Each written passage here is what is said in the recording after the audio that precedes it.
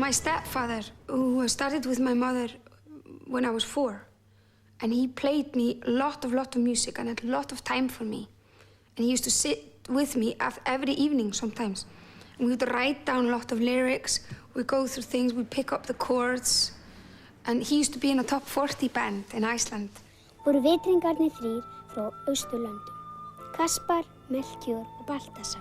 Það mikil verkefni. They sent me to classical music school when I was 5. And I was there for 10 years. It was very conservative, but I was a bit of a rebel. I would do my own little projects in the corner. I would get a lot of freedom. I would talk to a lot of, that's how I got introduced to like Tissay Stockhouse and electronic music. You know, I basically got introduced to all music there is. I mean, in European, at least, let's say 400 or 500 years. And even though I ended up deciding that majority of it was not maybe my cup of tea, at least I knew it existed. So I could like say, okay, I've dealt with this, you know? So I think very quickly I said, okay, you got classical music, you got pop, you got jazz, and everybody thinks their stuff is great and the rest is crap. I just really quickly loved introducing my grandparents to Jimi Hendrix stuff, or my mum to classical stuff, or bringing jazz records to school, you know.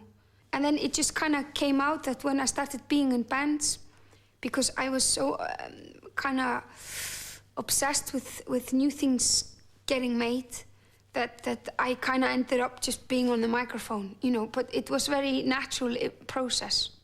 I've been singing professionally more or less since I was about 11, 12.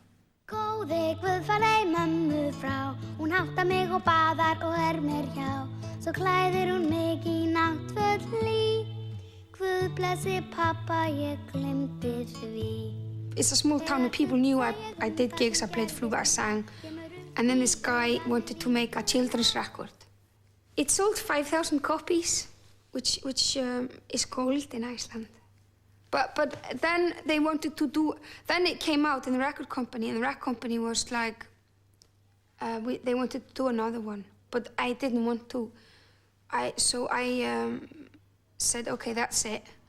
Because I felt very awkward. I was doing interviews and all sort of stuff, and people recognized me in the street and my school. I got much more attention than I wanted before I asked for it, where I think a lot of people don't get the attention till long after they want it. So I immediately sorted out in my head that that's not what I want. I want to make music.